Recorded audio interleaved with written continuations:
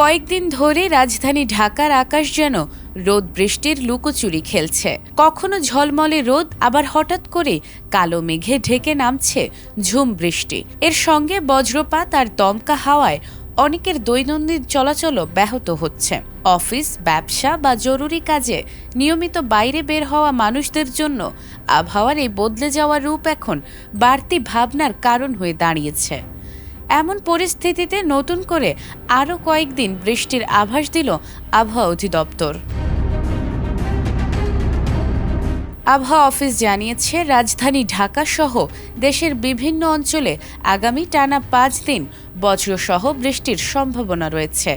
কোথাও কোথাও মাঝারি থেকে ভারী বর্ষণও হতে পারে। আবহাওয়াবিদদের মতে, মৌসুমি বায়ু বর্তমানে বাংলাদেশের ওপর মোটামুটি সক্রিয় এবং উত্তর বঙ্গোপসাগরে মাঝারি অবস্থায় থাকায় এই বৃষ্টিপাতের পরিস্থিতি তৈরি হয়েছে। মঙ্গলবার সন্ধ্যা থেকে শুরু হওয়া পূর্বাভাস অনুযায়ী চট্টগ্রাম ও সিলেট বিভাগের অনেক জায়গায় এবং ঢাকা, রংপুর, রাজশাহী, ময়মনসিংহ, খুলনা ও বরিশালের কিছু এলাকায় দমকা হাওয়া সহ বজ্রবৃষ্টি হতে পারে। বুধবারও প্রায় একই ধরনের আবহাওয়া থাকবে। দেশের বিভিন্ন স্থানে বজ্রসহ বৃষ্টির পাশাপাশি কোথাও কোথাও ভারী বর্ষণের আশঙ্কা রয়েছে। তবে এই 2 দিনে তাপমাত্রার বড় কোনো পরিবর্তন হবে না। তবে বৃহস্পতিবারও বৃষ্টির ধারা অব্যাহত থাকতে পারে।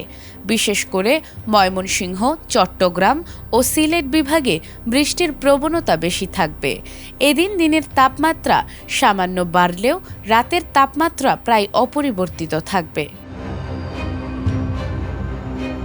এছাড়াও শুক্রবার থেকে আবারও বৃষ্টির তীব্রতা কিছুটা বাড়তে পারে। ঢাকা, খুলনা, বরিশাল ও চট্টগ্রাম বিভাগের অনেক এলাকায় বজ্রসহ বৃষ্টি এবং কোথাও কোথাও ভারী বর্ষণের সম্ভাবনা রয়েছে।